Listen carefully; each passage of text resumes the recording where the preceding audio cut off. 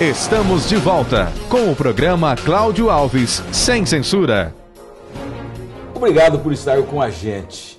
Você acompanha o programa Cláudio Alves Sem Censura, que hoje fala sobre relacionamentos. Por que tantas separações nos dias atuais? Acho que as pessoas estão com um pavio muito curto, antes de mais nada, e de certa forma, até escrevi um artigo outro dia que chamava namorofobia, né? São pessoas que estão fóbicas do próprio relacionamento. Durante muito tempo se acreditou em lendas a respeito do amor, mas se criou uma imagem do amor muito romantizada e muitas vezes irreal. E quando as pessoas se deparam hoje em dia com o dia a dia do relacionamento, elas às vezes não suportam a realidade dos fatos.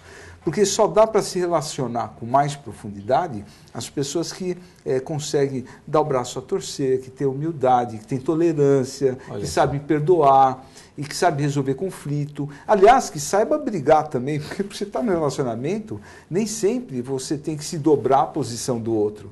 Então, se você não tiver desenvolvido essas características todas, você não consegue ficar. Falta de capacidade de administração do próprio lar? Falta de habilidade para estar com as pessoas de uma forma... Porque antigamente você ficava de uma forma ditatorial, por exemplo, algumas pessoas mandando, outras obedecendo. Mas hoje em dia isso está cada vez mais complicado. Ninguém quer ficar numa situação dessa.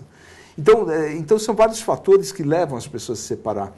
Tem um outro fator também muito importante, Cláudio, que eu queria falar, que é uma hipersensualização da nossa sociedade ocidental.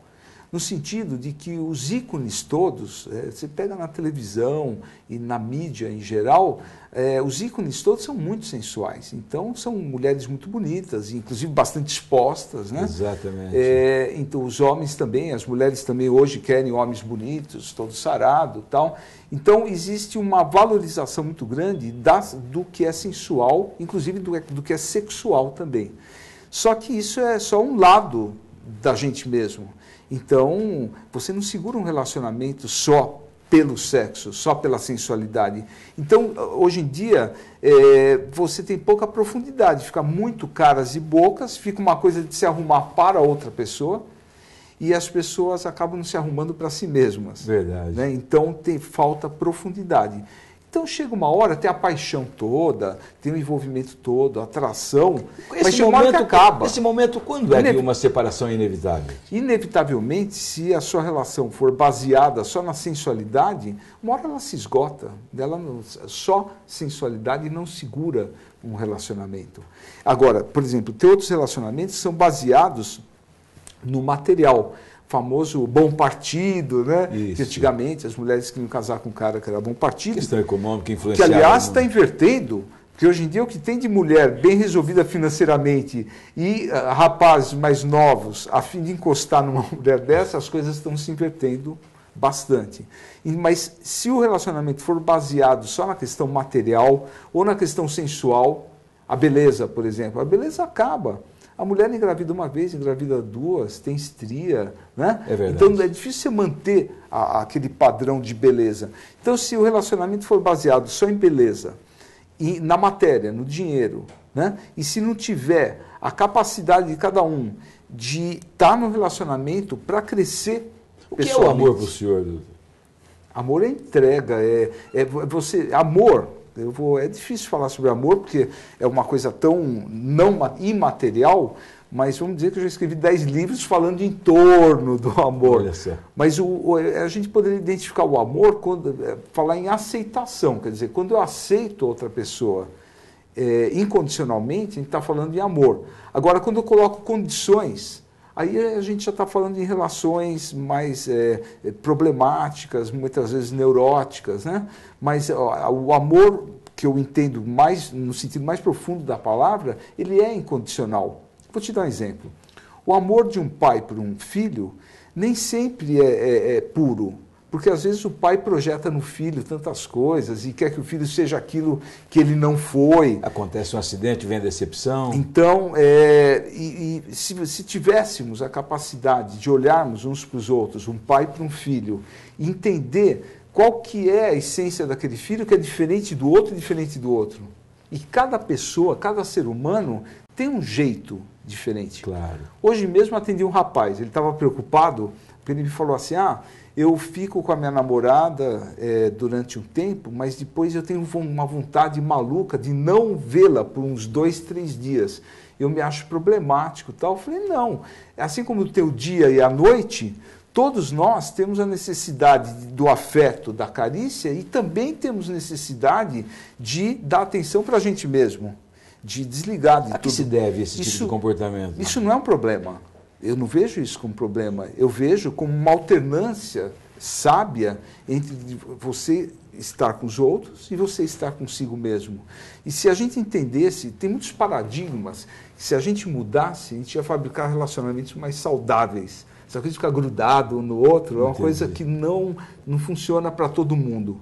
Pode ser até que alguns casais se deem bem grudados, mas a necessidade de você se alimentar do seu eu é muito, ainda mais século XXI, é muito importante. Então a realidade é que nos dias de hoje os casais devem se auto-administrarem para não se tornar enjoativo um para o outro. É verdade. E não adianta ficar fazendo só curso de striptease, ficar só fazendo academia, não adianta cuidar só desse aspecto, vamos dizer, mais material da coisa. Tem que cuidar da alma, tem que cuidar do espírito, no sentido de sermos pessoas melhores. Aí você vai fabricar bons relacionamentos. Quando o senhor fala em espírito, até que ponto a questão religiosa tem influenciado nisso? Eu acho que a religião ela tem o seu papel. Qualquer que seja a religião, ela prepara o indivíduo para ter um caráter melhor, para ter ética nos relacionamentos.